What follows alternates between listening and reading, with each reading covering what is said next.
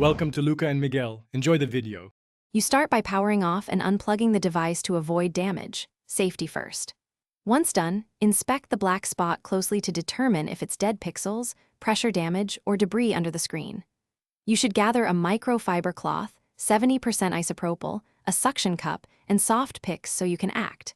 Make sure to work in good light and document the spot with a photo. That helps decide whether you proceed with gentle cleaning or internal repair. You'll now attempt cleaning and non-invasive fixes to remove a spot caused by grime or trapped particles. First, dab a microfiber cloth with 70% isopropyl and wipe screen edges and near the spot. Do not soak.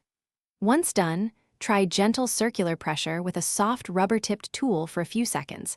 This can resettle liquids or dislodge particles. Make sure to pause and inspect frequently, because pushing too hard or using heat can worsen pressure damage or break the panel. If basic methods fail, you may need to open the device. You should remove the bezel carefully and inspect the display connectors and backlight for damage. Once done, reseat any loose ribbons or replace a damaged module, then power on to test before full reassembly so you save time. Make sure to use ESD precautions. If problems persist, document the exact behavior and retry reseating. If the spot remains after these steps, consult a professional. This is the key troubleshooting tip to avoid worsening the panel. Thanks for watching and please subscribe.